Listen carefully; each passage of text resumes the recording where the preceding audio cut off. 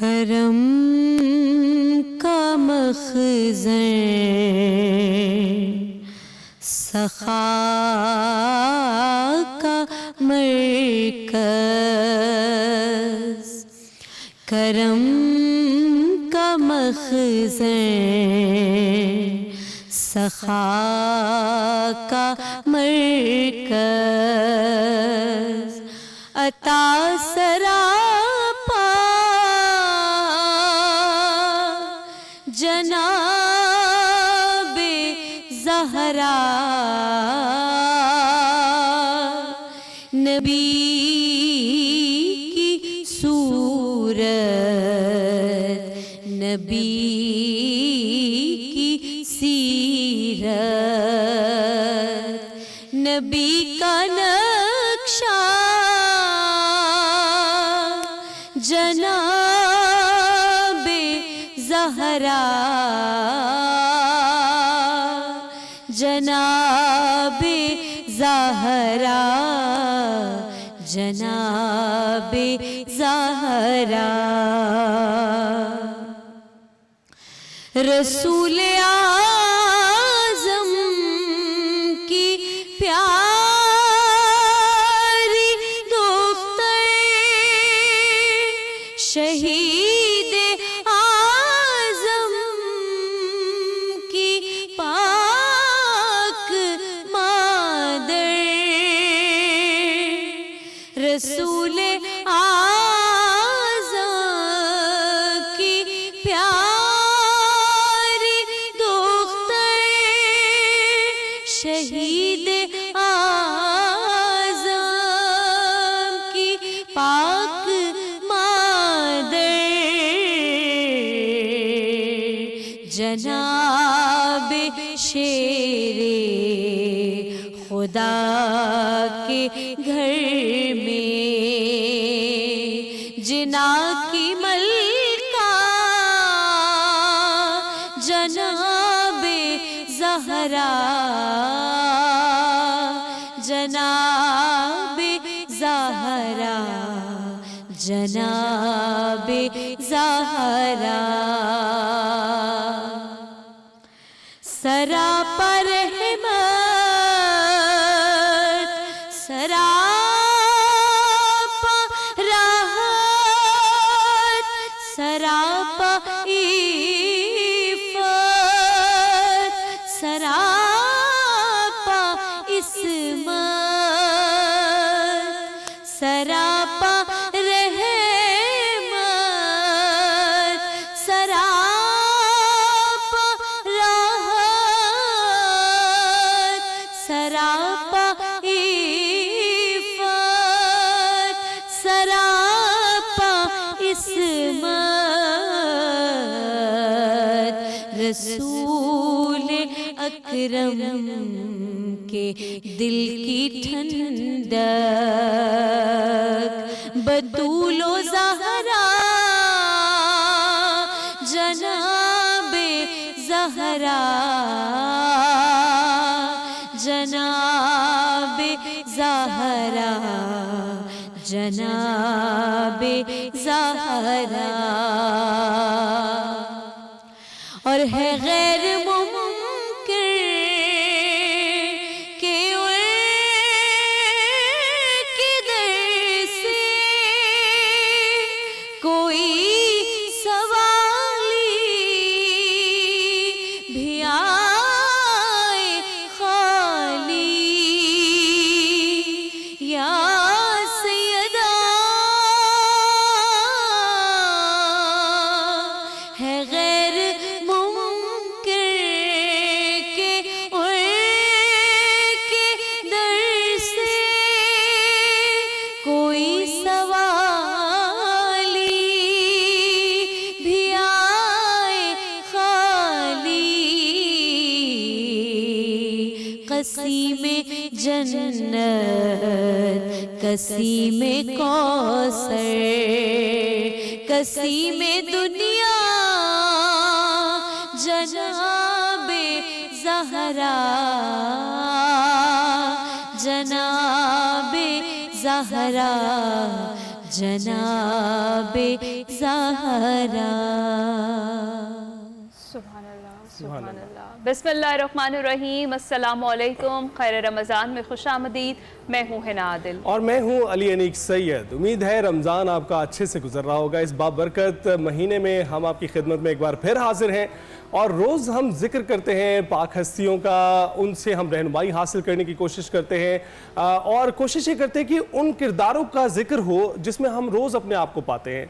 और ख़ासकर अगर बात की जाए ख़वातीन की, तो ख़वातीन किसी भी माशरे का, किसी भी कौम का एक अहम जुज़्व होती हैं, जिनके किरदार से वो माशरा, वो कौम, वो मुल्क संवरते हैं। तो इस बार हम जिस पाक हस्ती का जिक्र कर रहे हैं, हिना उनसे तारुफ हमारा करवाएंगे। जी हाँ बिल्कुल, जिस पाक हस्ती का हम जिक्र कर रहे हैं आज, वो हस्ती पाक जो नबी करीम सल्लल्लाहु अलैहि वसल्लम की आंखों का नूर, उनके दिल की ठंडक है, जो शेर खुदा की ज़ौजा हैं, नूरे चश्मे हबीबे खुदा, जिगर पाराए मुस्तफ़ा, कोहे सब्रो रज़ा, जाने शर्म हया, उम्मे हसनैनो ज़ौजा अली उल मुर्तज़ा, सादिक़ा तय्यबा ताहिरा साजिदा, सैयदुन निसाउल आलमीन, जिगर गोशाए सरदाराने जन्नत की वालिदा, खातून जन्नत सैयदा कायनात सैयदा फ़ातिमा ज़हरा अलैहिस्सलाम, जिनके बारे में सैयदा आयशा सिद्दीक़ा फरमाती थी कि आप शबीए मुस्तफ़ा सल्लल्लाहु अलैहि वसल्लम थी। चाल में, आमाल में, गुफ्तार में, किरदार में ये हस्ती हजूर नबी करीम रऊफ़ रहीम सल्लल्लाहु अलैहि वसल्लम को अपने अहल में सबसे प्यारी थी। आज उस हस्ती का जिक्र मुबारक करेंगे और खैर रमज़ान की जो ट्रांसमिशन है उसका आगाज़ हम इसी तरीके से शुरू करेंगे। हम अपने मेहमानों का तारुफ आपसे करवा देते हैं। हमारे साथ मौजूद हैं नौरीना इम्तियाज़ साहिबा। बहुत खूबसूरत मनक़बत आपने पढ़ी, जिस तरीके से जो आपका अंदाज़ था बड़ा बेहतरीन था। कैसी हैं आप? अल्हम्दुलिल्लाह। रमज़ान कैसा जा रहा है आपका? बहुत अच्छा। रमज़ान की बहुत मुबारक आपको और मेरे चैनल के तवस्सुल से सबको बहुत मुबारक। खैर मुबारक। हमारे प्रोफेसर साहिबान हमारे साथ मौजूद हैं, professor Nasir Mahmood, professor Fahd Ali Kazmi. Professor साहब, सबसे पहले आपसे जानना चाहेंगे कैसा गुजर रहा है आपका? अल्हम्दुलिल्लाह, अल्हम्दुलिल्लाह, बहुत प्यारा। और फ़हद साहब से ये जानना चाहेंगे, फ़हद साहब कलाम में कुछ ऐसी तासीर है, आंखें नम हो जाती हैं। बेशक जी, बीबी सैयदा का नाम नामी ही ऐसा है बेशक कि कोई आंख जो है वो नम हुए बगैर रह नहीं सकती। बिल्कुल ऐसा ही है। अल्लाह ताला हमें अहले बैत रसूल का इश्क अता करे और कुल उम्मत को अहले बैत से जुड़ने का शरफ इनायत फरमाए। और नॉन सेक्टेरियन एंगल से बीबी सैयदा का हम पर ये हक़ है, हुज़ूर रिसालत माप का हम पर ये हक़ है कि हम उनके ख़ानदान की, उनकी नस्ल पाक की, उनके साथ सिंसेरिटी और डिवोशन वाला एक ताल्लुक़ जो है वो कायम करें। तो नूरीना ने बहुत अच्छा कलाम पढ़ा। अल्लाह नूरीना पर और इनकी तौफ़ीक़ात में इजाफ़ा फरमाए और मादर हसनैन सलामुल्लाह अलैहा इन पर नज़र करम करें, और बल्कि मुल्क की तमाम बेटियों, बहनों, माओं जो सुन रही हैं उन सब पर बीबी सैयदा का जो फैज़ है उसका नज़ूल हो। आमीन आमीन आमीन। नासिर साहब, आगाज़ करें। जिस हस्ती का जिक्र है, मुझे तो अपने अल्फाज चुनने में दिक्कत महसूस हो रही है। हर लिहाज से मुकम्मल, खातून जन्नत, बतौर बेटी, बतौर वालिदा, बतौर बीवी, जिस किरदार को भी उठाएं वो मुकम्मल और बेहतरीन, और आज तक की ख़वातीन के लिए मिसाल। क्या कहेंगे आप? अल्हम्दुलिल्लाह वस्सलातु वस्सलामु अला रसूलिल्लाह व अला आलिहि व सहबिहि व मन तबिअहु व वाला। हुज़ूर सरवर दो आलम सल्लल्लाहु अलैहि वसल्लम का सुकून, हुज़ूर का चैन, मादर हसनैन, हुज़ूर सैयदा कायनात सलामुल्लाह अलैहा।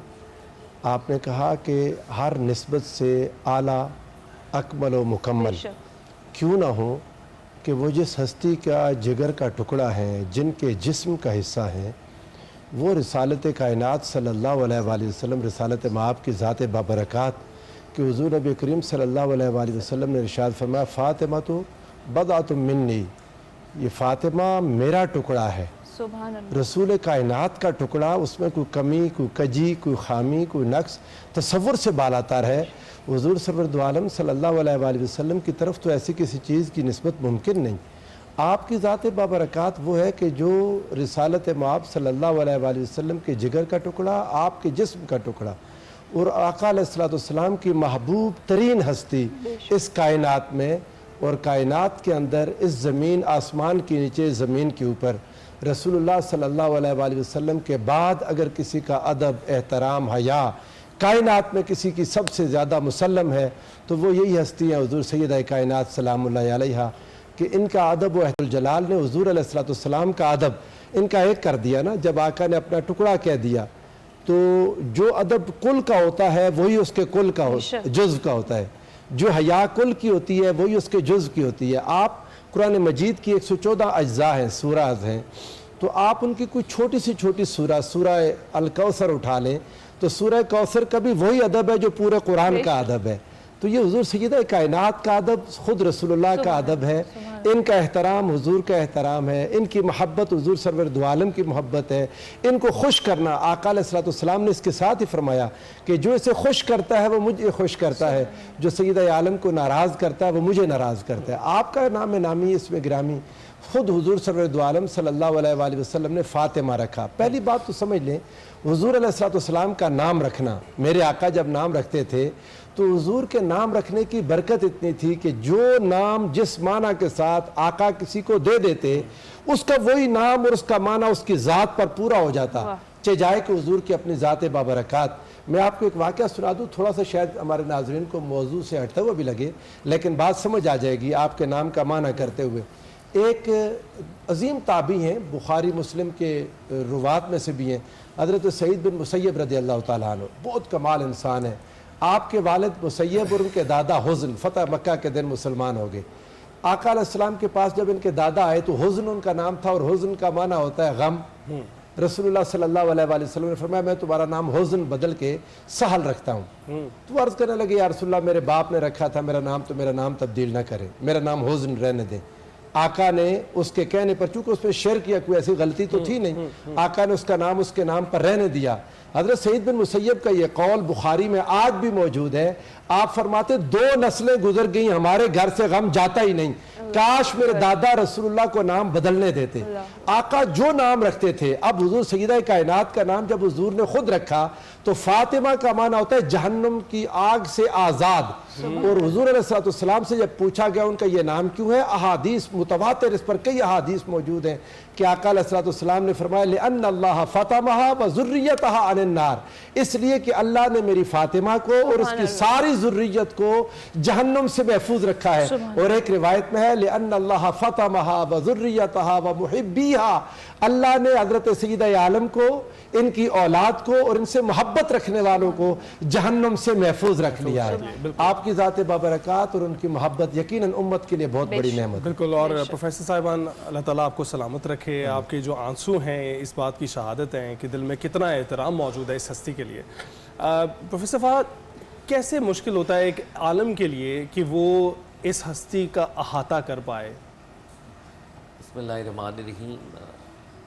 इन हस्तियों का ज़िक्र या इन हस्तियों को प्रेज़ हम क्या कर सकते हैं?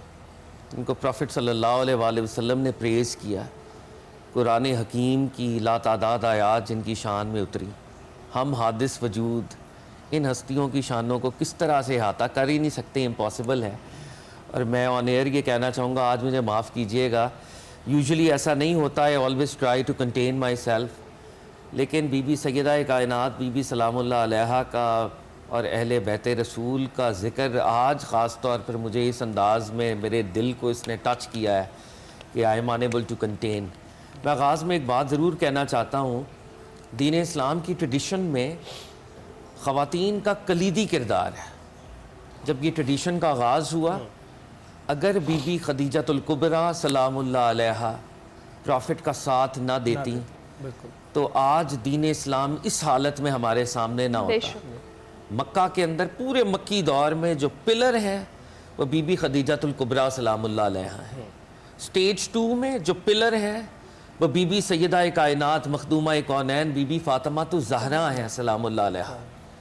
और ये ट्रेडिशन, और मैं वल्लाह किसी सेक्ट की बात नहीं कर रहा, ये ट्रेडिशन अपरूट हो जाती अगर हुसैन इब्न अली ना खड़े होते, हुसैन इब्न अली फरामोश हो जाते अगर सैयदा ज़ैनब ना खड़ी होती।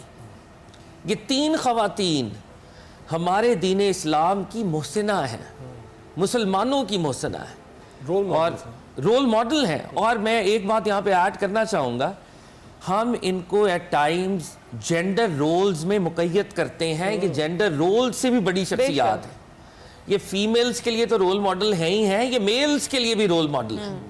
اور مجھے افتخار عارف صاحب کا کلام یاد آتا ہے, ہمارے بہت ہی پیارے دوست ڈاکٹر حسن عباس نے یہ مجھے کتاب گفٹ کی افتخار عارف صاحب کی, انہوں نے چھپوائی بھی. میں 3 اشعار یہاں سے ان کی, یہ جو آج کی جو اسلام اور امت مسلمہ میں یہ جو 55 ممالک ہیں نا, یہ ان 3 خواتین کے تصدق ہے, ان کی ایفرٹس ہیں اس کے اندر. تو شاعر کہتا ہے, عجب ایک سلسلہ ہے خدیجہ فاطمہ زینب, وفا کے باب میں صدق و صفا کے باب میں صبر و رضا کے باب میں, واہ واہ, کیسا منور راستہ ہے خدیجہ فاطمہ زینب. طلوع حرف اقرا سے صدائے استغاثہ تک, ہیرا سے کربلا تک مشیت نے جو ایک خط جلی کھینچا ہوا ہے, اسی کا نور ہے جو دل بدل منزل بمنزل ہر طرف پھیلا ہوا ہے. رسالت کی گواہی ہو, ولایت کی گواہی ہو, امامت کی گواہی ہو, جو یہ کہہ دیں وہی میزان حق میں مستند مانا گیا ہے. خدیجہ فاطمہ زینب, گواہی میں تسلسل اور پھر ایسا تسلسل, آپ خود اپنی جگہ ایک معجزہ ہے. خدیجہ اور ابو طالب نے جس منزل سے ناموس رسالت کی حفاظت کی, یہ سارا معجزہ اس کی جزا ہے. یہ ہم جو آج بھی دنیا میں پہچانے گئے ہیں, لائق اکرام گردانے گئے ہیں, انہی کے در کا صدقہ ہے, انہی کی سب عطا ہے. خدیجہ فاطمہ زینب, عجب ایک سلسلہ ہے وفا کے باب میں, صدق و صفا کے باب میں, صبر و رضا کے باب میں, کیسا منور راستہ ہے خدیجہ فاطمہ زینب. میں آپ کے پلیٹ فارم سے آج یہ ضرور عرض کرنا چاہوں گا کہ ان ہستیوں کو سیکٹیرین باؤنڈریز میں مت سمجھیں. یہ امت کا بلکہ یہ گلوبل ہسٹری کا یونیورسل ہیریٹیج ہے. اور بی بی کے نام پر جس کی آنکھیں نم نہیں ہوتی, دل چھکتا نہیں ہے, ریویو کریں اپنی ہارٹ کی سٹیٹ کو. Are we Muslims, are we true lovers of رسول اللہ؟ بے شک بے شک. جس ہستی کی آمد پہ رسول اپنی نشست چھوڑ دیں صلی اللہ علیہ وآلہ وسلم, اور ان کا اکرام کریں, اور یہ تک فرما دیں فاطمہ میرے ماں باپ تم پر قربان. واہ واہ, امت کے لیے یہ راستہ ہے, امت کے لیے یہ ڈیسٹینیشن ہے, امت کے لیے یہ منزل ہے.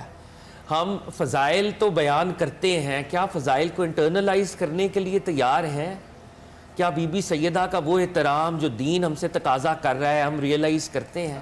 یہ وہ سوال ہے جو آج میں نے, آپ نے, ہم سب نے اس کے جواب کو ڈھونڈنا ہے اور ان ہستیوں سے جڑنے کا شرف حاصل کرنا ہے. بے شک بے شک بے شک. ناصر صاحب, اتنا خوبصورت ذکر, فاضل صاحب نے کوئی کسر نہیں چھوڑی جس طریقے سے انہوں نے بیان کیا. ہم نے آغاز میں جس طرح میں نے کہا کہ جو بھی کردار ہو, جو بھی نسبت ہم اٹھائیں اس میں پرفیکٹ. اگر ہم بات کریں بطور بیٹی اور بطور بیوی, آپ کیسے دیکھتے ہیں جو آج کل کی جو خواتین ہیں, جس طرح سے فاضل صاحب نے بھی بات کی, ہمارے لیے کتنا ضروری ہے, نہ صرف خواتین کے لیے بلکہ پوری امت کے لیے, کہ جو ان کی روشنی ہے اس سے ہم فیضیاب ہو سکیں, اور وہ جو مشکلات اور جو تکالیف انہوں نے برداشت کی اس کے باوجود جو ان کا رویہ تھا وہ اس پر قائم رہنا, کیا کہیں گے؟ میں حضور سیدہ کائنات سلام اللہ علیہ کی ذات بابرکات کو جب دیکھتے ہیں تو آپ رسول اللہ صلی اللہ علیہ وآلہ وسلم کے گھر میں رحمت ہے.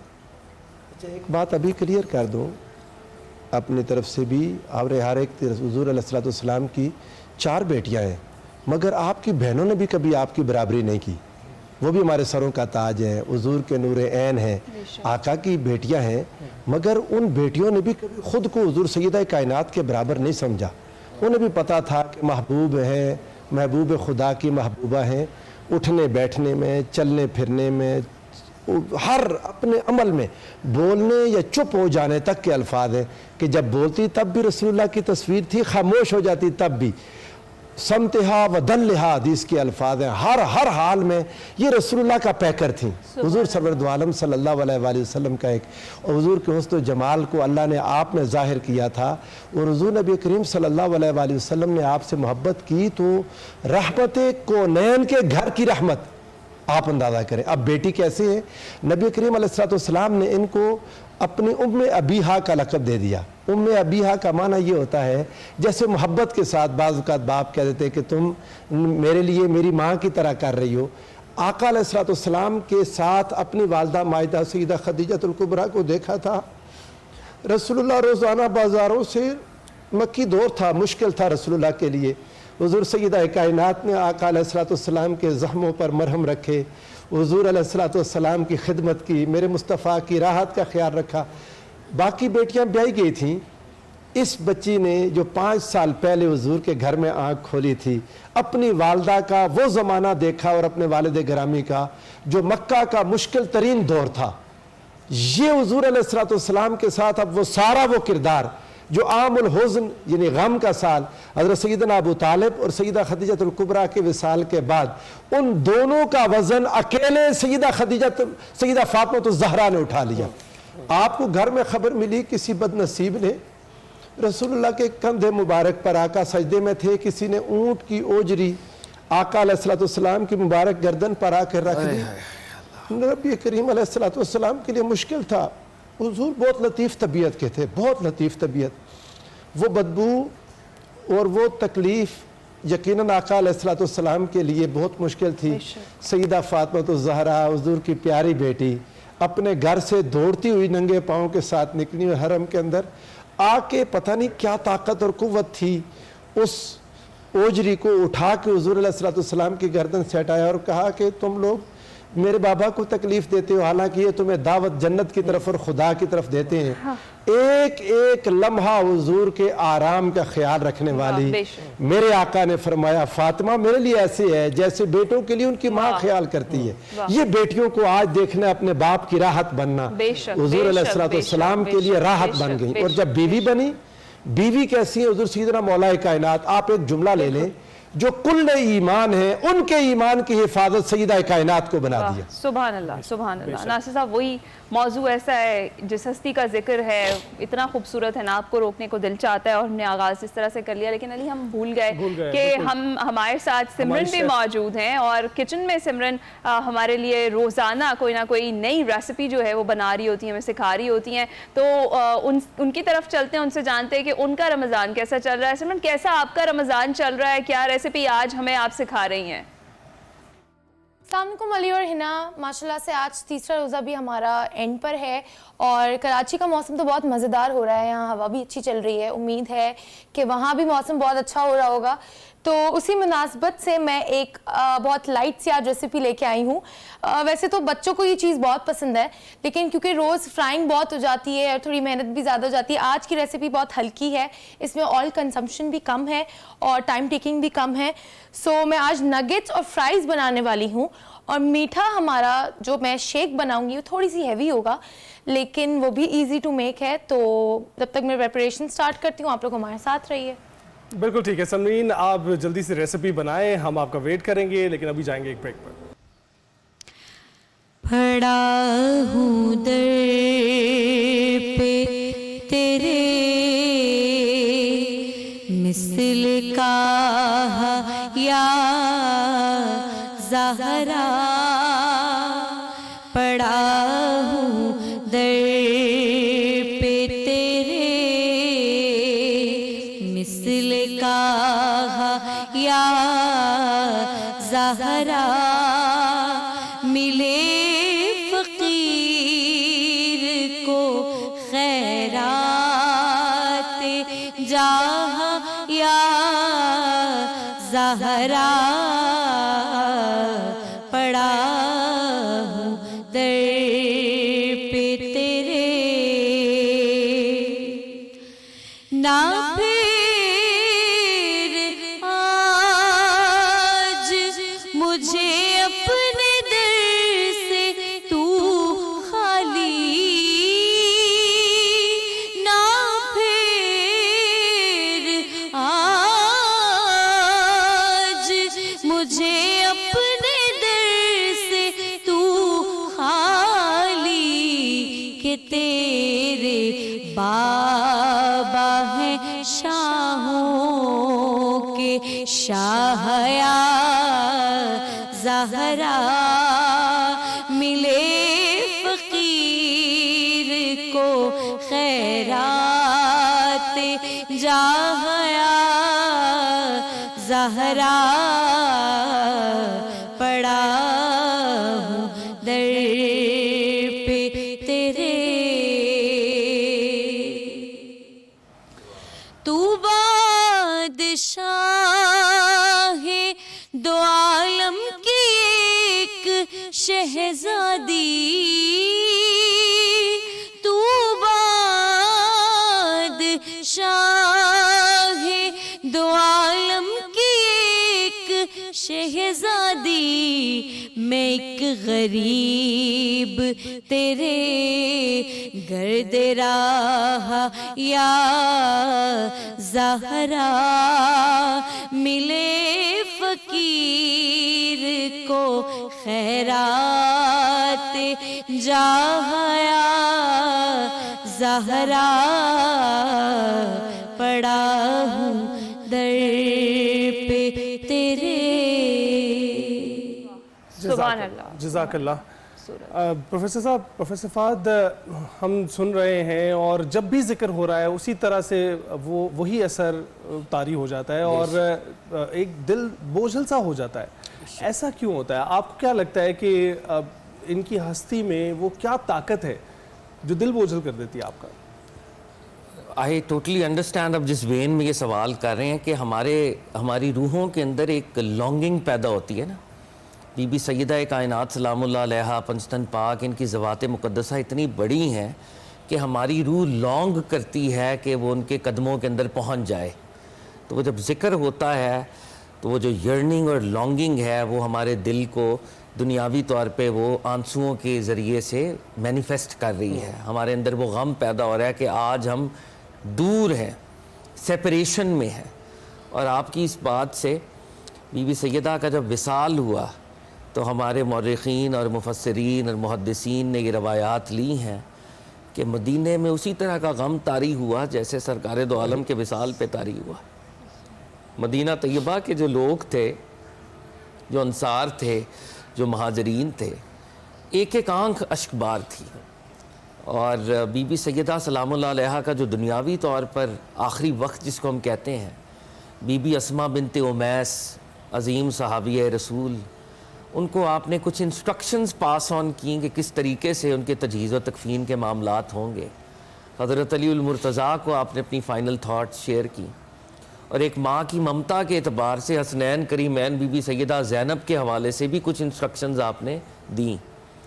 اور جب آپ کا وصال ہوا، ہماری روایات میں آتا ہے امیر المومنین نے جب آپ کو دفن کیا ہے تو امیر المومنین حضرت علی المرتضیٰ حیدر کرار کی آنکھیں اشکبار تھیں، اور آپ نے حضور رسالت مآب کی بارگاہ میں سلام پیش کیا. فرمانے لگے، یا رسول اللہ صلی اللہ علیہ وآلہ وسلم، آپ کی بارگاہ میں میرا اور آپ کی اس بیٹی کا سلام جو آپ کے پاس تشریف لے گئی ہیں. یا رسول اللہ، مجھے وہ ظرف عنایت کریں کہ میں کس طرح سے آپ کی بیٹی کی جدائی پر صبر کر سکوں، وہ کیپیسٹی عنایت ہو جائے کہ میں صبر کر سکوں. تو حضرت علی المرتضیٰ نے ودن 6 months، اور آپ کے اشعار ہیں، آپ نے فرمایا کہ میں نے اپنے 2 عظیم بھاری دوست گم کر دیے. سرکار دو عالم نے پردہ فرمایا اور بی بی سیدہ کائنات مخدومہ کونین نے پردہ فرمایا. ایٹ ٹائمز ہم اگنور کر دیتے ہیں کہ ان بڑی ہستیوں کا وہ جو ہیومن اینگل ہے. اب حضرت حیدر کرار کا جو ہیومن اینگل ہے، سرکار دو عالم سے جدائی، بی بی سیدہ کائنات سے جدائی، پھر آپ دیکھیں حضرت علی کی اپنی شہادت ہوگی. تو اس پورے خانوادے نے سیپریشن، فراق، غم وہ دیکھا ہے. تو جیسے ہی ہم ان کا ذکر سنتے ہیں تو وہ ایک ایکشن ری پلے ہماری روح ایکسپیرینس کرتی ہے، اور ہم بھی غمناک ہوتے ہیں جو ان ہستیوں نے غموں کو سہا ہے. اب دیکھیں بی بی سیدہ کائنات بی بی فاطمہ سلام اللہ علیہا، جب احد میں پروفٹ پر حملہ ہوا، پروفٹ کے دندان شہید ہوئے، کس طرح سے نکلی ہیں، مدینہ طیبہ سے دوڑتی ہوئی باہر تشریف لائی ہیں. پروفٹ کو آپ نے پروٹیکٹ کیا ہے صلی اللہ علیہ وآلہ وسلم. اور جیسے پروفیسر صاحب فرما رہے تھے، ابیہا، جیسے مائیں اپنے بچوں کی نگہداشت کرتی ہیں، بی بی سیدہ نے والد گرامی کی وہ خدمت کی. تو اللہ ہمیں وہ شرف عنایت کرے کہ ہم ان ہستیوں سے کنیکٹ کریں. اور میں بار بار کہہ رہا ہوں، اور یہ ہمارا اس پلیٹ فارم کا خاصہ بھی ہے اور اس کا مقصد بھی ہے، فرقہ واریت کے بغیر، نان سیکٹیرین، بالکل ایک ہو مسلم حرم کی پاسبانی کے لیے. صاحب بالکل، اور اس کا ذکر مزید ناصر صاحب سے بھی پوچھیں گے اور ہوگا، لیکن جس طرح سے آپ نے کہا کہ یہ دل بوجھل اس وجہ سے ہوتا ہے کہ ہمیں یاد آ جاتی ہے کہ اس ہستی کے ساتھ کیا کیا واقعات تھے جو ہوئے اور گزرے، اور انہوں نے کس خوبی سے وہ ان سے نمرد آزما رہے، ہمارے لیے مثال ہے، ہمارے لیے رول ماڈل ہیں. اور اس کے ساتھ ساتھ دل بوجھل اس لیے بھی ہو جاتا ہے کہ ایک ایسے ہائی سٹینڈرڈ سیٹ کر دیے گئے ہیں پوری امت کے لیے کہ وہ اس کو فالو کرتے ہوئے گھبراتے ہیں، اور جب ان کو یاد کرتے ہیں تو وہ طاقت دوبارہ سے ان میں آ جاتی ہے کہ وہ آج ویسا ہی ویسی ہی شخصیت اختیار کر سکے، ویسا ہی جو ہے اسی طاقت سے آج کی دنیا سے لڑ سکے. بریک کے بعد حاضر ہوں گے.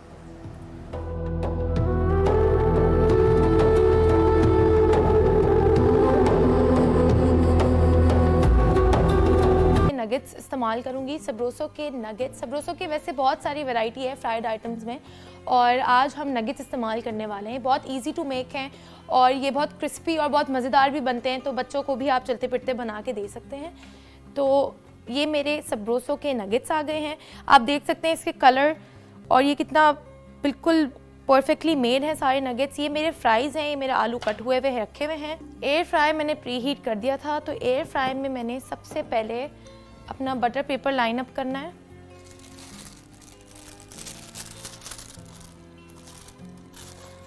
اچھا، ایئر فرائی میں ویسے تو اگر آپ چاہتے ہیں کہ آپ کے نگٹس اور فرائز اور زیادہ کرسپی ہو جائیں تو آپ نے اس کو لیئرنگ کرنی ہے آئل سے. میں پہلے نگٹس یہاں پہ لائن اپ کر لوں. یہاں پہ میں یوز کروں گی اپنا ڈالڈا کوکنگ آئل. میں نے اپنے ڈالڈا کوکنگ آئل سے اس نگٹس پہ تھوڑا سا صرف لیئرنگ کرنی ہے تاکہ یہ کرسپی بن جائیں. اگر آپ کو ہیلدی لائف سٹائل پہ سوئچ کرنا ہے تو you should switch to Dalda cooking oil. Dalda میں وٹامنز ہیں، اومیگا 3 اینڈ 6 ہے، 4 ٹائمز کولیسٹرول ریڈیوسنگ ایجنٹس ہیں. تو یہ میک شور کرتا ہے کہ آپ کھانے کے ساتھ ساتھ اپنی صحت کا بھی خیال رکھیں. اس کو میں اب اپنے ایئر فرائی میں ڈالوں گی. میں نے اس کا ٹیمپریچر رکھنا ہے 200 ڈگری، اور میں نے اس کو 10 to 15 منٹس کے لیے اپنے ایئر فرائی میں رکھ دینا ہے.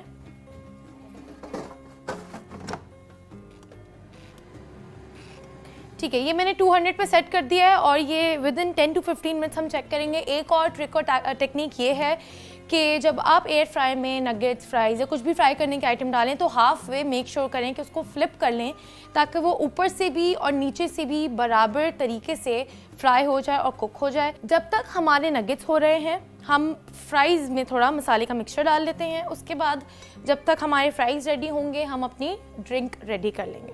بس تھوڑی سی کٹی ہوئی لال مرچ ڈال رہی ہوں، اس میں تھوڑی سی کالی مرچ ڈال رہی ہوں، اور تھوڑا سا نمک ڈال رہی ہوں.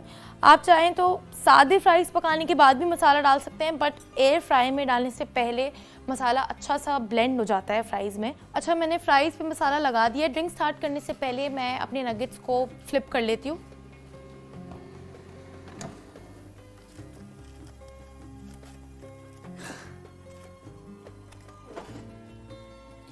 یہ آپ دیکھ سکتے ہیں میں نے نگٹس ہاف وے ہو چکے ہیں، اور میں اس کو فلپ کر رہی ہوں یہاں پہ. ٹھیک ہے، جب تک میرے نگٹس ہو رہے ہیں میں اپنی ڈرنک کی پریپریشن سٹارٹ کرتی ہوں. ڈرنک کے میں پہلے انگریڈینٹس بتا دوں تو ہمارے پاس ہیں chia seeds, 3 to 4 banana sliced, cinnamon powder, دار چینی کا پاؤڈر جو ہوتا ہے، پینٹ بٹر ہے، ونیلا ایسنس ہے، اور کھجور ہے. کھجور کے اندر کی سیڈس میں نے نکال کے رکھ لی ہیں. بناناز میرے سلائسڈ ہیں. اچھا، ڈرنک بنانے کے لیے میں اپنا یہ مکسچر یوز کروں گی. ٹھیک ہے، اور ہماری ڈرنک کو کمپلیٹ کرے گا آج نیسلے ملک پیک اور نیسلے ملک پیک کی کریم. Nestle milk pack quality guarantee کرتا ہے، اور کریم اس کی بہت گاڑی ہوتی ہے، کریمی ہوتی ہے، رچ اور اسموتھ ٹیکسچر دیتی ہے، and it is perfect for every drink and every dessert. اچھا، میں پہلے اس کے انگریڈینٹس ڈالنا اسٹارٹ کر دیتی ہوں. اچھا، نیسلے کا جو فل کریم ملک ہے یہ UHT ٹریٹڈ ہے، اور جرمز کا کوئی سوال ہی پیدا نہیں ہوتا کیونکہ ये 36 क्वालिटी टेस्ट से भी गुजर के आया होता है। मैंने अपने मिक्सचर में 4 डेट्स डाली हैं, 4 खजूर डाल लिए हैं, और ये जो मेरे 2 से 3 बनानाज स्लाइस्ड थे ये भी मैंने डाल लिए हैं। चीनी मैं इसमें इस्तेमाल नहीं कर रही हूँ क्योंकि ऑलरेडी खजूर है तो ये कुछ ज़्यादा मीठा हो जाएगा। पीनट बटर भी मीठा होता है। उसके बाद मैंने इसमें 2 टेबलस्पून्स पीनट बटर डालना है,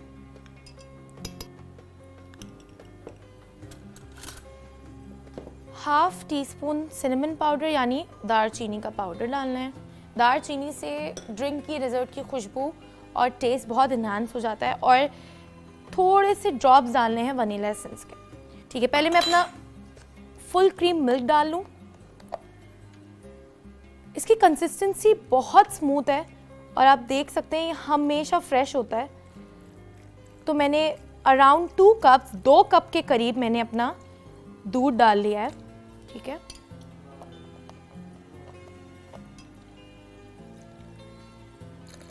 दो कप के करीब मैंने अपना दूध डाल लिया है। साथ साथ आपको नगेट्स का भी ख्याल रखना है, ऐसा ना हो कि आप ड्रिंक्स के बीच में नगेट्स को भूल जाएं और वो ओवर फ्राई हो जाए। ठीक है, ये मेरी क्रीम आ गई है। क्रीम आप डालते हुए देख सकते हैं इसका टेक्सचर कितना स्मूथ है और रिच है।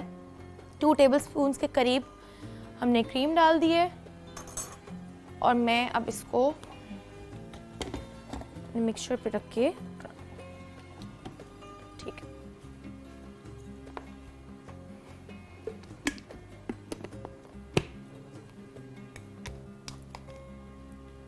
इसको हम ब्लेंड कर लेते हैं सही से।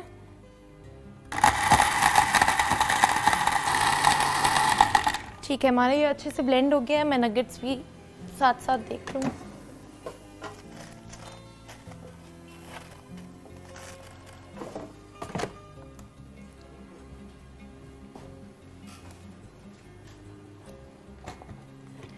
ठीक है, ये हमारे वो हो गए हैं।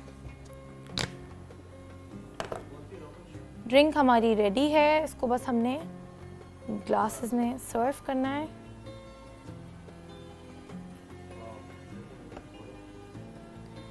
इसका टेक्सचर, इसकी कंसिस्टेंसी बहुत अच्छी लग रही है। इसमें से खुशबू भी बहुत अच्छी आ रही है पीनट बटर और खजूर की। बिल्कुल रमज़ान के लिए परफेक्ट रेसिपी है। हमारे पसंदीदा सारे इंग्रेडिएंट्स इसमें इस्तेमाल हुए हुए हैं। ये मैंने चिया सीड्स इस पे टॉपिंग कर देनी है।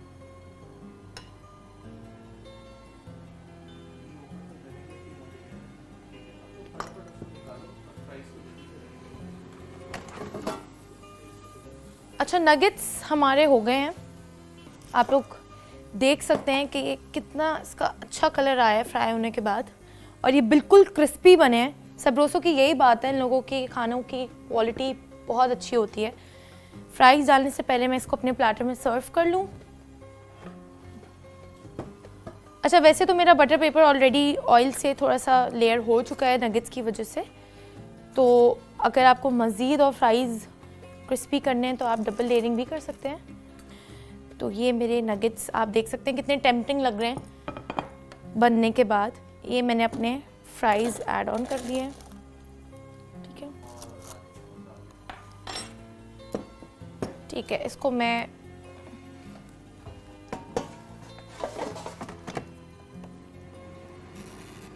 अच्छा, फ्राइज़ के लिए भी टेम्परेचर मुझे सेम रखना है। बस टाइम मेरा फ्राइज़ में 20 मिनट्स हो जाएगा, 15 to 20 मिनट्स हो जाएगा। नगेट्स में टाइम कम लगता है। अच्छा, ये खाना पकाने के बाद बर्तन बहुत गंदे हो जाते हैं, तो पोस्ट कुकिंग पार्टनर मेरा विम लिक्विड है, डिश वॉशिंग लिक्विड। इस पर पावर है लेमन और विनेगर की। लेमन से होता ये है कि सख्त से सख्त चिकनाइयाँ सब झटपट चली जाती हैं, और विनेगर से स्मेल जितनी भी खानों की होती है, तेल की होती है, वो सब क्लीन हो जाती है। तो विम से फ़ायदा ये है कि एक वॉश के अंदर अंदर आपके बर्तन बिल्कुल क्लीन हो जाते हैं। तो ये हम विम के से करें। ठीक है, हमारी ये रेडी है। इसको मैं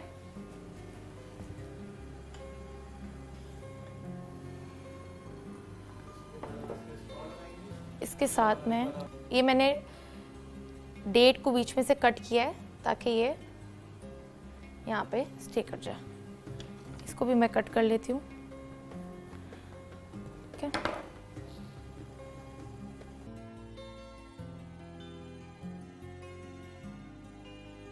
اچھا، جب تک میرے فرائز ہو رہے ہیں میں آپ لوگوں کو بتاتی چلوں کہ ہمارے شو کے ساتھ تعاون کیا ہے کئی برانڈز نے.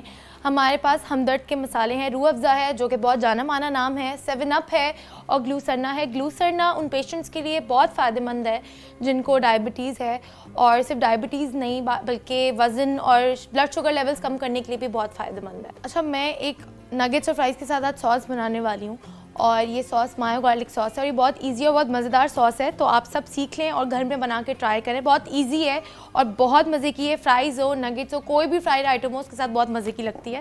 انگریڈینٹس بہت ایزی ہیں, بہت بیسک انگریڈینٹس ہیں, گھر پہ ہوتے ہیں. ہمارے پاس میونیز ہے, لیمن کا جوس ہے, نمک ہے, لہسن ادرک کا پیسٹ ہے, اور کالی مرچ ہے. اچھا, مین انگریڈینٹ اس کا ویسے کالی مرچ اور یہ لیمن جوس ہے. جو اس ساس میں جو ٹیسٹ آتا ہے نا اصل, وہ لیمن جوس اور کالی مرچ سے آتا ہے. تو بس کچھ نہیں کرنا ہے, بہت ایزی ریسیپی ہے, آپ لوگ گھر پہ ضرور ٹرائی کرے گا. اس مایونیز میں میں نے صرف 1 ٹی اسپون کے قریب کالی مرچ ڈالنی ہے. ٹھیک ہے, چمچ میں بھی بڑا والا استعمال کر رہی ہوں, بٹ یہ 1 ٹی اسپون کے قریب ہماری کالی مرچ ہے.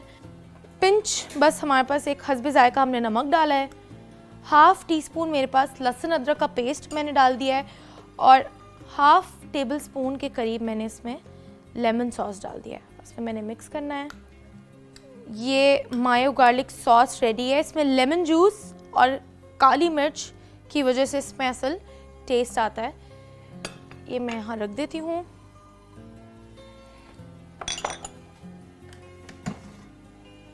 اچھا, فرائز ہمارے ریڈی ہیں.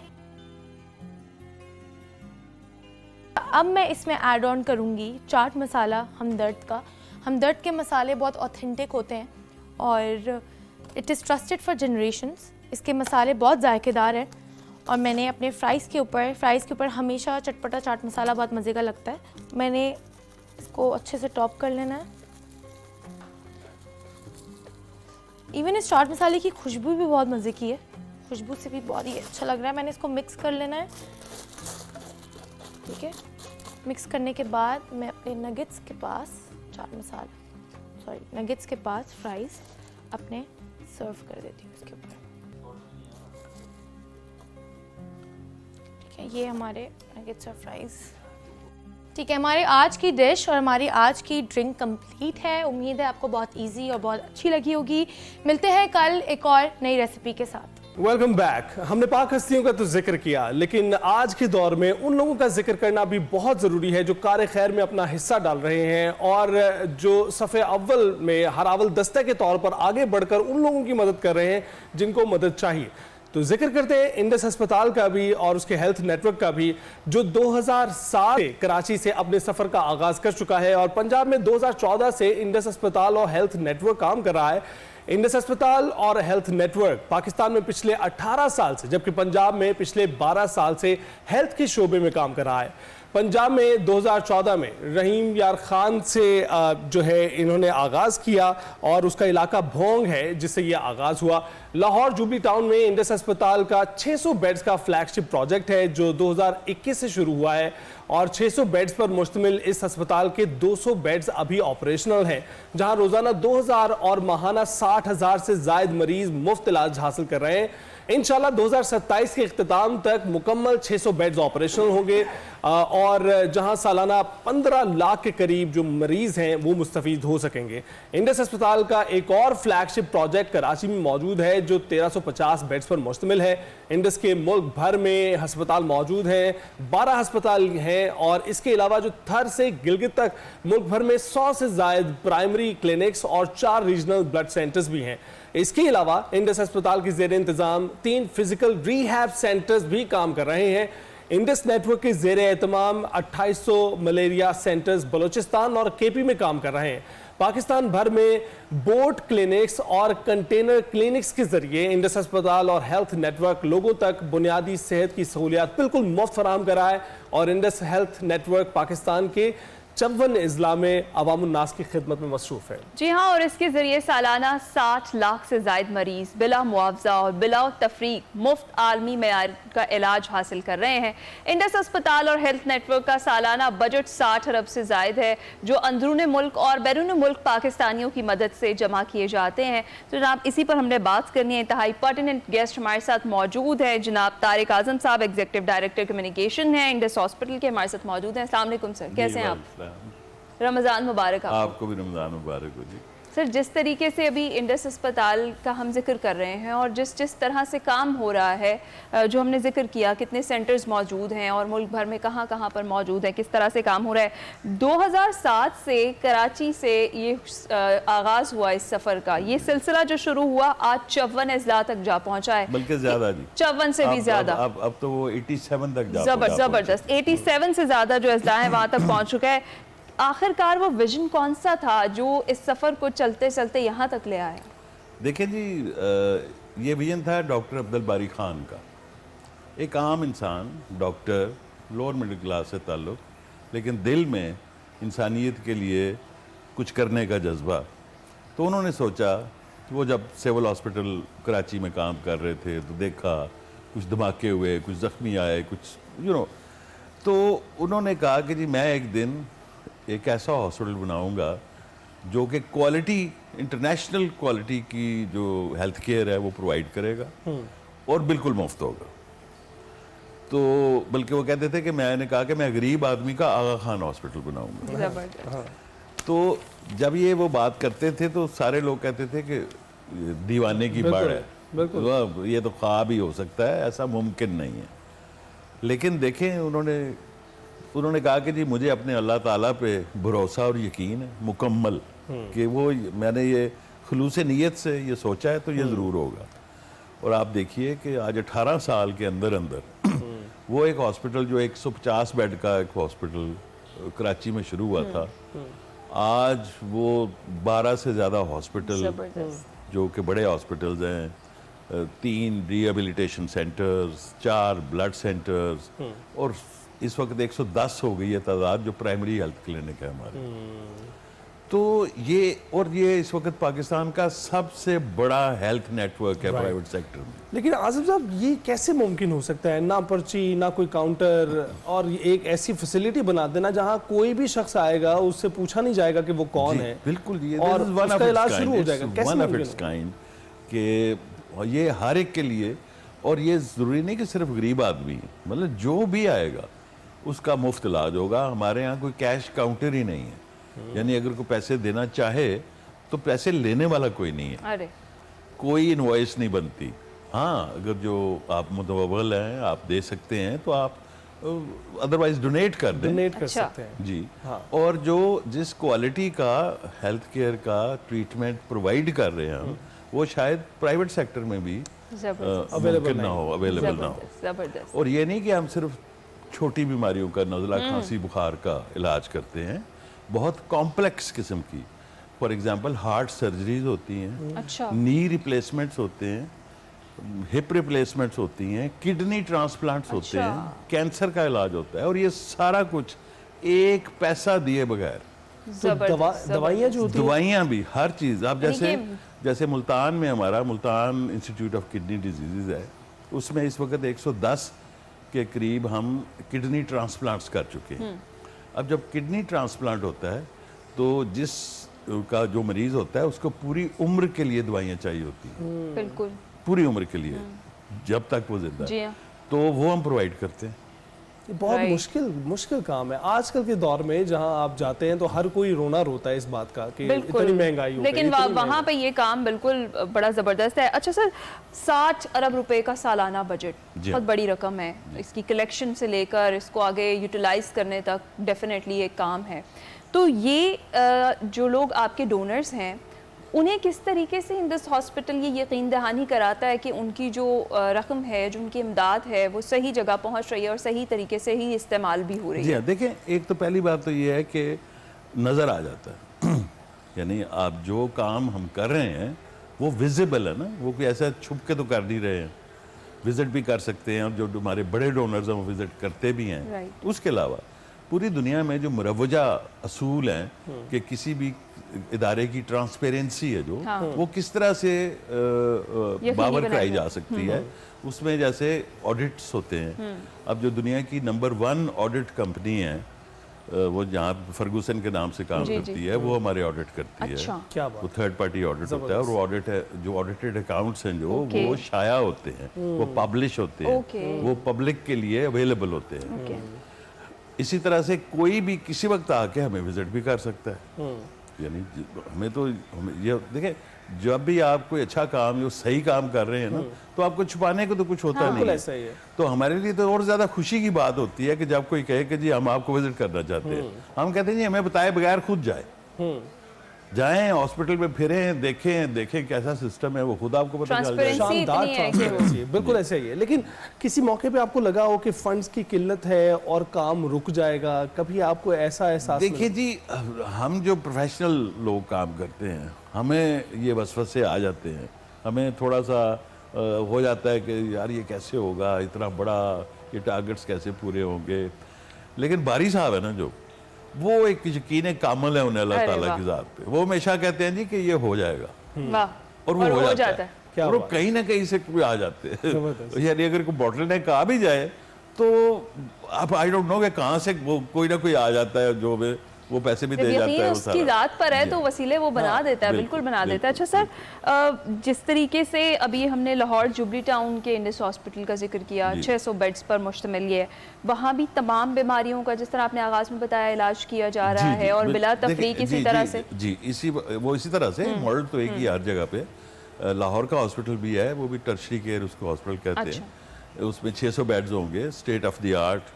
आप उसकी बिल्डिंग अगर आपने तो शायद देखी भी है, आप देखें तो लाहौर में कोई प्राइवेट सेक्टर में भी कोई हॉस्पिटल उसका मुकाबला नहीं करता।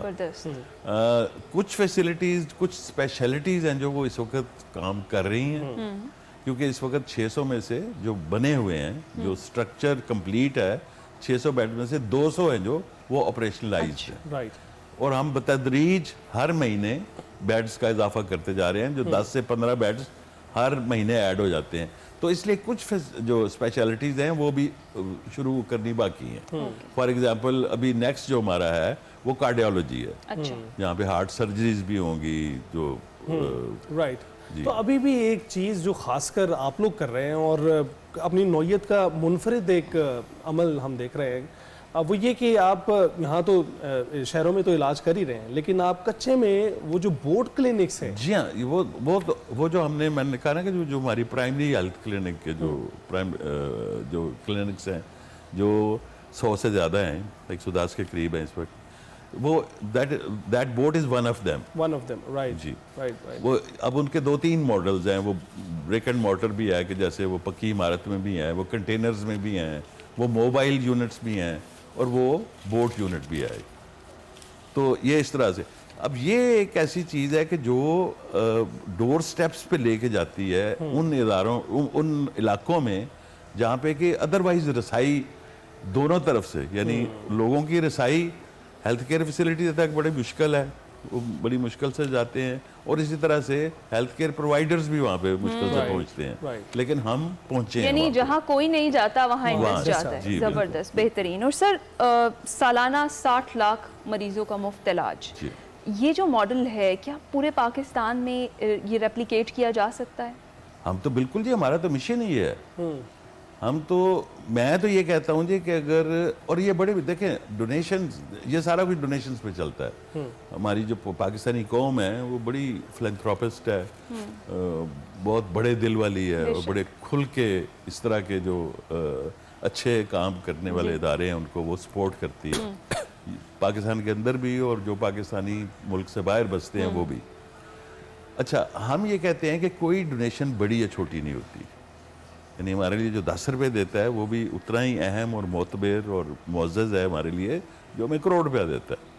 तो लेकिन अगर कम्युनिटी इन्वॉल्व हो जाए इसमें, मैं तो ये कहता हूँ कि अगर पाकिस्तान की आधी आबादी हमें 10 रुपये रोज़ाना देना शुरू कर दे तो हम पाकिस्तान के हर बंदे तक हेल्थ फैसिलिटी ले जाएंगे। क्या खूब बात है, ज़बरदस्त। आज़म साहब, یہ جو گفتگو ہے اس کا ہمارے ناظرین تک اور لوگوں تک پہنچنا بہت ضروری ہے کہ کچھ لوگ اس سے لا علم ہیں کہ اتنی بڑی فیسلٹی آپ لوگوں کے لیے پہلے سے موجود ہے. فرماتے ساری ازواج سے ملتے، اپنی بیٹیوں سے ملتے، سب سے آخر میں حضور سیدہ کائنات کے گھر میں آتے اور پھر سفر ارشاد میں، اور جب مدینہ واپس آتے تو سب سے پہلے حضور سیدہ کائنات کے گھر جاتے. اور جب یہ آیت مبارکہ اتری انما یرید اللہ لیذھب عنکم الرجس اہل البیت ویطہرکم تطہیرا، آقا دو جہاں صلی اللہ علیہ وآلہ وسلم نے 2 مبارک عمل کیے. ایک تو 6 ماہ تک ہر روز صبح کی نماز میں حضور سیدہ کائنات کے دروازے پر کھڑے ہو کے آقا فرماتے اہل بیت نماز کا وقت ہو گیا. یہ لوگوں کو بتانے کے لیے کہ میرے یہ اہل بیت خاص ہیں جن کا خیال تم نے رکھنا ہے. اور دوسرا عمل مبارک آقا نے یہ کیا، آقا علیہ السلام نے بار بار، ایک بار سیدہ ام سلمہ رضی اللہ تعالیٰ عنہ کے گھر، ایک بار سیدہ عائشہ صدیقہ طیبہ طاہرہ کے گھر، ایک بار مباہلہ کے دوران نجران کے جب عیسائی آئے میدان میں بیٹھے، آقا علیہ السلام نے دعا علیًا و فاطمہ و حسنا و حسینا، مولا کائنات سیدہ کائنات حسن و حسین کو بلایا، فجل لہم بکسا، ان کے اوپر اپنی چادر دے لی اور چادر دے کے پھر ہاتھ کھڑے کیے، اللہم ہاؤلاء اہل بیتی فطہرہم تطہیرا، اے اللہ یہ میرے اہل بیت ہیں، جس طہارت کا تو نے ارادہ کیا ہے وہ ان کے حق میں پوری فرما دے. حضور سرور عالم نے یہ ایک بار نہیں، اگر یہ بات ہوتی نا کہ آقا علیہ السلام نے کبھی کسی اور کے لیے بھی کر لیا ہوتا تو شاید اس کی اتنی اہمیت نہ ہوتی. زندگی میں جب بھی ہوا، جتنی بار ہوا، اسی خاندان کے ساتھ ہوا. سیدہ کے خاوند ان کے بیٹے حضور کے ساتھ تھے اور چادر کے نیچے. یہ فضیلت کائنات میں کسی اور کو نہیں ملی، جس وجہ سے ان کو پائنتن پاک کہتے ہیں کہ اس چادر کے اندر یہی پائنٹ تھے جن کے لیے رسول اللہ صلی اللہ علیہ وآلہ وسلم نے دعا کی تھی. اور کل قیامت کو جب حضور سیدہ کائنات آئیں گی، آقا نے ارشاد فرمایا قیامت کے دن کسی کو کسی کی پرواہ نہیں ہوگی. قیامت کا منظر ہی بڑا عجیب ہوگا، مگر جب سیدہ کائنات تشریف لائیں گی تو آواز آئے گی یا اہل محشر غضوا ابصارکم، محشر والوں اپنی نگاہیں جھکا لو، فاطمہ بنت محمد تشریف لا رہی ہیں. تو ان کا یہ ادب و احترام کائنات میں حضور علیہ السلام نے دکھایا، قیامت کو اللہ بھی دکھائے گا. اللہ میں ان کا ادب و احترام نصیب. جزاک اللہ. بہت شکریہ پروفیسر ناصر صاحب، پروفیسر فہد علی کاظمی صاحب، آپ دونوں کا بہت شکریہ. جس طریقے سے، جس خوبصورت طریقے سے آج ہم نے جو ذکر کیا ہے، خاص طور پر شبیہ مصطفیٰ صلی اللہ علیہ وآلہ وسلم حضرت بی بی فاطمہ سلام اللہ علیہ کا، اور جس طریقے سے سمیٹا ہے آپ نے اس موضوع کو، بڑا خوبصورت. ہم آپ کے مشکور ہیں. نورینہ امتیاز صاحب، ہم آپ کے بھی بہت مشکور ہیں. بڑی خوبصورت منقبت جو تھی وہ آپ نے پیش کی. ابھی خیر رمضان میں وقت ہوا ایک چھوٹی سی بریک کا، ہم کچھ ہی دیر میں آپ کو جوائن کرتے ہیں.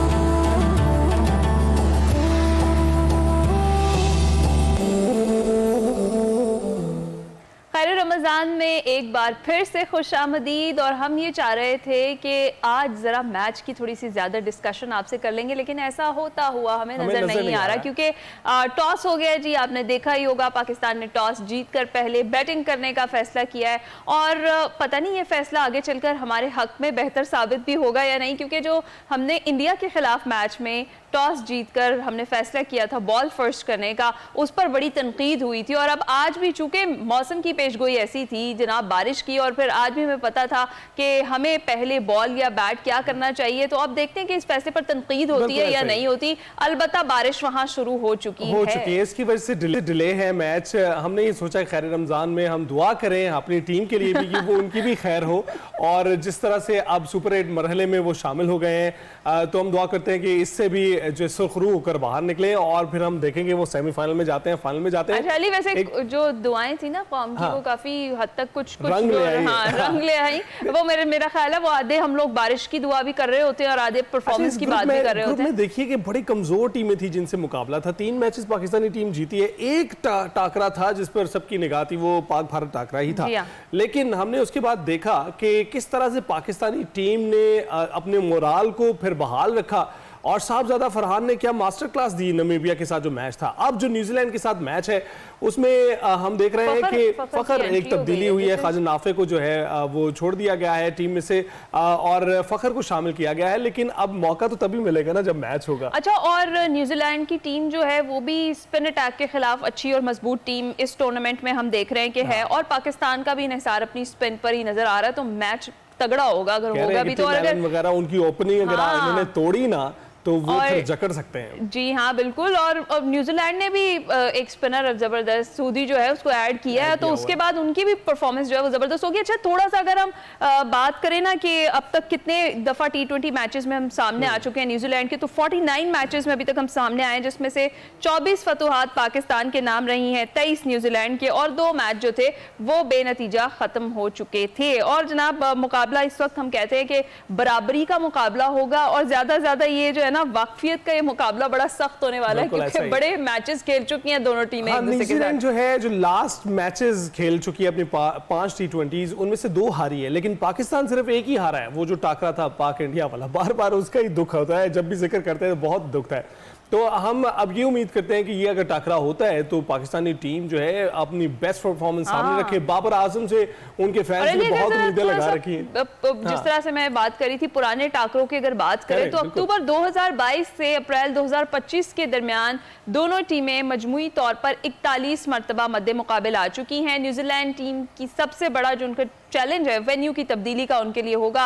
अब तक अपने 4 मैचेस में उन्होंने जो वो खेले, चेन्नई और अहमदाबाद में खेले हैं, और अहमदाबाद में जो मैच वो हारे हैं ना, उसका उन्हें बड़ा, साउथ अफ्रीका के खिलाफ उसका बड़ा दुख है उन्हें। और ये जो हम एक मैच हम इंडिया के खिलाफ हारे हैं, अब ये जो दोनों मैचेस का दुख है ना, वो दोनों टीमों ने बराबर करना है, क्योंकि वो फैसला कुन मैच थे। अब कोलंबो में मैचेस हमारे हो रहे हैं, और सुपर 8 का ये मरहला है जी, 4-4 टीमें हैं आपस में टकराएंगी। पिचेस है ना, वो खासकर स्पिनर्स को बहुत सपोर्ट करती हैं, और हमारे स्पिनर्स ही हैं जिन्होंने अभी किसी हद तक जकड़ा हुआ है। बैट्समैन से जो उम्मीदें हमने लगाई हुई थी वो पूरा उस तरह से नहीं उतरे। बाबर आजम का जैसे मैंने जिक्र किया किस तरह से आउट हो गए थे वो, और अब भी वो अपनी पोजीशन पर तो खेल नहीं रहे हैं, मिडिल ऑर्डर में खेल रहे हैं। अब उम्मीदें उनसे भी हैं। फखर की एंट्री के बाद भी अब ये तवक्को की जा रही है कि वो बाबर आजम के बाद खेलेंगे, और अगर बाबर चौथे नंबर पर खेलते हैं तो फखर 5वें नंबर पर खेलेंगे। कि कोई खेलता भी है या नहीं, लेकिन दुआ गो है कि जनाब मैच हो जाए, कुछ ओवर्स का मैच तो हो, क्योंकि शायकीन इंतजार में और वो चाहते हैं इस मुकाबले को देखने।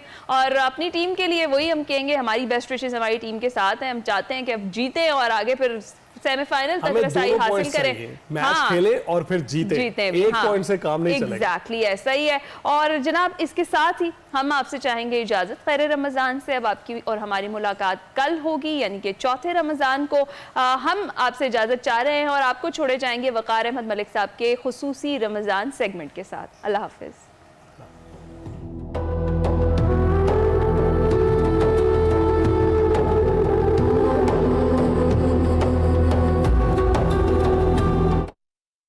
साल जब रमज़ान का महीना आता है तो हमारी कोशिश होती है कि आपको नफ्सियात के हवाले से, जदीद नफ्सियात के हवाले से भी, उस पर्सपेक्टिव से भी हम देखें कि इस्लामी अहकामात जो हैं वो कितने खूबसूरत हैं, कितने वाज़ेह हैं, और हर हुक्म के पीछे एक मकसदियत है।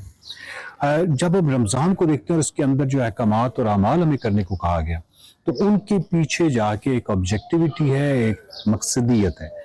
अब बाज़ार हमें ये लगता है कि हमें कहा गया है कि आपने सुबह से लेकर शाम तक यानी खाने से दूर रहना है, फूड से दूर रहना है, पानी से दूर रहना है। तो मकसद क्या, भूखा और प्यासा रखना है? लेकिन जब हम बहुत डीप जाके देखते हैं तो हमें आइडिया होता है कि मकसद भूखा प्यासा रखना नहीं है, बल्कि भूख और प्यास की शक्ल में, उसके नतीजे में इंसान की नफ्सियात और इंसान के जो जज्बात हैं उनके अंदर कुछ तब्दीलियाँ रूनमा होती हैं, और वो ज़्यादातर तब्दीलियाँ इस नौइयत की होती हैं कि इंसान बहुत कमज़ोर हो जाता है, वीक हो जाता है, जज्बाती तौर पे भी नहीं, नफ्सियाती तौर पे भी और जिस्मानी तौर पे भी। और इस सारी सिचुएशन में जबकि वो वीक होता है तो जहाँ पे जो जज्बात होते हैं, जो इमोशंस होते हैं, वो टेक ओवर करते हैं। मिसाल के तौर पे जो गुस्सा है वो आपको बहुत आसानी से टेक ओवर इस सिचुएशन में कर सकता है। और ये बुनियादी तौर पे अगर मुझसे कोई पूछे तो मुझे ऐसे लगता है जैसे रमज़ान जो है ये इमोशनल मास्टरी हासिल करने का नाम है। ये बुनियादी तौर पे जज्बात पर काबू पाने का, अपने इमोशंस पे कंट्रोल करने का, इम्पल्स या नफ्स पर कंट्रोल करने का, और अपने जो प्रीफ्रंटल कॉर्टेक्स है, ये आपका जो सिस्टम है पूरा, इस पे कंट्रोल जो है उसको एक्सर्ट करने का नाम है। इसी वजह से हम देखते हैं कि जब हम साइकोलॉजी में भी देखते हैं तो साइकोलॉजी के अंदर इम्पल्स पे कंट्रोल करने के हवाले से पूरी, यानी बचपन से वो तदरीस शुरू होती है, यानी हमें बच्चे को सिखाना है, और उसके बाद अमल पूरी जिंदगी जारी रहता है ये सीखने का कि हमने जज्बात पे कंट्रोल करना है। और उसकी वजह क्या होती है? उसकी वजह ये होती है कि इससे हमारी क्वालिटी ऑफ लाइफ बेहतर होती है, इससे फ़र्द की ज़िंदगी बेहतर होती है, फ़र्द के की जो समाज है उसमें बेहतरी आती है, और हमारे रिलेशनशिप्स जो हैं वो बेहतर होते हैं। और इसी वजह से जो रमज़ान का महीना है इसमें अगर आप प्रैक्टिस कर ली आपने मुकम्मल तौर पे मकसदियत जो है उसको ज़हन में रखते हुए, تو یقین جانیے کہ آپ کی پوری ریسٹ آف لائف، پوری زندگی پہ اس کے نتائج ہوں گے. ضروری نہیں ہے کہ آپ کو اس چیز کا ادراک ہو، ضروری نہیں ہے کہ آپ اس چیز کو جان سکیں کہ یہ نتائج وہ ہیں، پازیٹیو نتائج جو ہیں یہ وہ اس پریکٹس کا نتیجہ ہے. یہ جو اثرات ہیں ان کے لیے، اپنی پوری لائف کے لیے، زندگی بھر کے لیے، سماج کے لیے، فرد کے لیے، اس بہت بڑی تبدیلی کا جو محرک ہے، جو تحریک ہے، وہ آپ یہاں سے حاصل ہوگی، رمضان سے حاصل ہوگی. لیکن مقصدیت کو ذہن میں رکھتے ہوئے آپ نے اس رمضان میں ایموشنل ماسٹری حاصل کرنی ہے. ہم آپ کے ساتھ ہوں گے. نفسیات کے حوالے سے یقیناً ہم اس پہ بات کریں گے کہ غصہ ہے تو اس کے ٹریگرز کیا ہیں، ان کے ٹریگرز کو پہچاننا کیسے ہے، ایمپتھی جو ہے یہ ہمدلی، اس کا فروغ کیسے ہوتا ہے. رمضان کے حوالے سے جو اس کی ایک نفسیاتی طور پہ اگر ہم دیکھیں تو وہ جو جہت ہے اس کو ہم یقیناً ایکسپلور کریں گے. دیکھتے رہیے. خیر رمضان.